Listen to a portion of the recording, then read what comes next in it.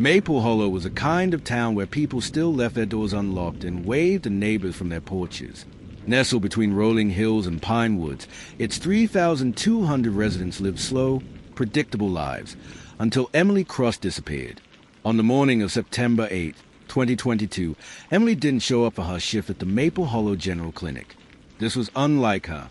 A dedicated nurse known for her warm bedside manner and unwavering reliability, Emily hadn't missed a day in 5 years. Her co-worker and best friend, Tara Bell, drove to Emily's cottage just outside town. The house was dark. Emily's car was in the driveway. Her front door was locked, and her dog, Clover, was barking frantically from inside. Tara called the police. By that afternoon, the Hollow was buzzing with sirens, search dogs, and whispered theories.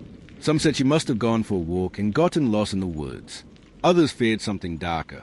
When Clover was found unharmed, but no sign of Emily, the rumors spiraled. Sheriff Wildana had known Emily since she was a teenager. He struggled to reconcile the sweet, composed woman he knew with the victim of a potential crime.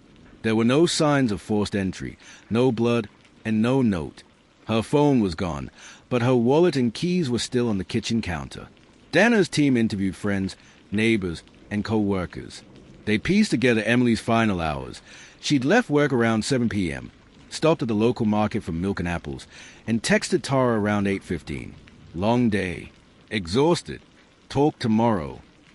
That was the last anyone heard from her. As the investigation deepened, whispers of Emily's personal life began to drift in. A man named Nathan Bell, Tara's brother, had been seen visiting her house late at night over the past few months. They were reportedly friends, but neighbors spoke of heated arguments and tearful goodbyes on her porch. 8 days after her disappearance, a local fisherman discovered Emily's phone in a shallow creek 2 miles from her home. It had been wiped clean, but digital forensics retrieved fragments of deleted messages, some between Emily and Nathan, others between her and an unknown number saved only as A. The messages were emotional. Emily seemed to be at a breaking point. One read, "I can't live like this. I want to tell her. I hate the lies." Investigators began to suspect that Emily had been in a relationship she was hiding and possibly trying to end. Nathan was brought in for questioning. He admitted to having a brief romantic involvement with Emily, but claimed it ended amicably months prior. His alibi checked out.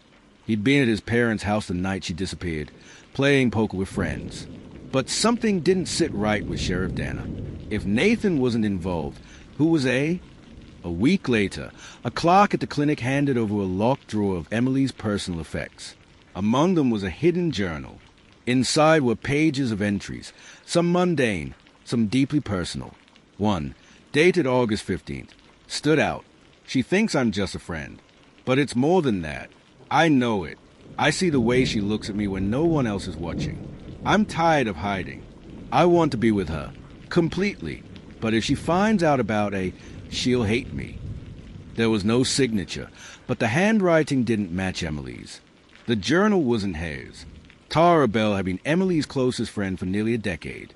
They went on hikes, movie nights, and even a trip to Maine together last summer. Many in town thought they were inseparable. But now, the investigation took a chilling turn. CCTV footage from a local gas station, dated the night of Emily's disappearance, showed Tara's car heading in the direction of Emily's house around 9:30 p.m., an hour after Emily's last text. Confronted with the footage, Tara broke down. She confessed that she had gone to see Emily that night. "I just wanted to talk," she said. "We fought. I left. She was alive when I left." But the evidence mounted. A pair of muddy boots and Tara's garage match prints found near the creek where Emily's phone was tossed. And a single blonde hair, Emily's, was found in the trunk of Tara's car. Under intense questioning, Tara's carefully constructed facade crumbled.